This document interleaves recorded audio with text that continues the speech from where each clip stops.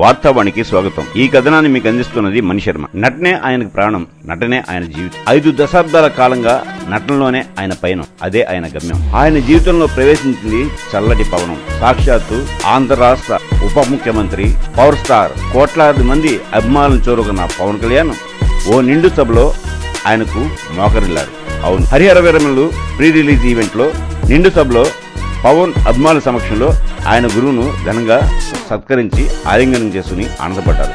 ఆయనే లంకా సత్యానంద్. అత్తిలి కృష్ణారావు, అబ్బూరు వంటి ప్రముఖ నాటక ప్రయోక్తల వద్ద ప్రారంభమైన సత్యానంద్ నట ప్రస్థానం అంచెలంచెలుగా నట ప్రయోక్తగా ఎదిగారు. బొమ్మలాట, గంగిరెద్దు లాంటి ఉత్తమ నాటకాలను జాతీయ స్థాయిలో ప్రదర్శించి పలు పురస్కారాలు అందుకున్నారు. అలాంటి తరుణంలో మెగాస్టార్ చిరంజీవి ప్రోత్సాహంతో పవన్ కళ్యాణ్ విశాఖవాసి అయిన లంకా సత్యానంద్ వద్దకు చేరుకున్నాడు.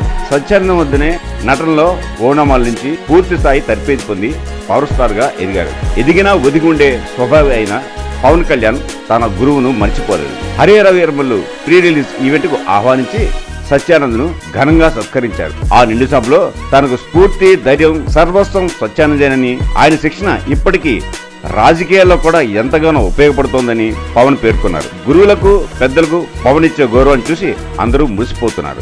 ఒక్క పవన్ కళ్యాణ్ కాదు, ఇంతవరకు సత్యానంద్ వద్ద 100 మంది వరకు నటనలో శిక్షణ ఇచ్చారు.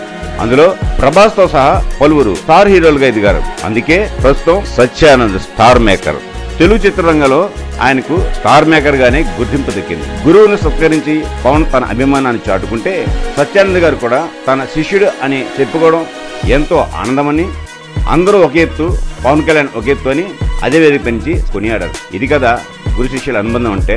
ఇంతటితో మా ఈ కథనం సమాప్తం.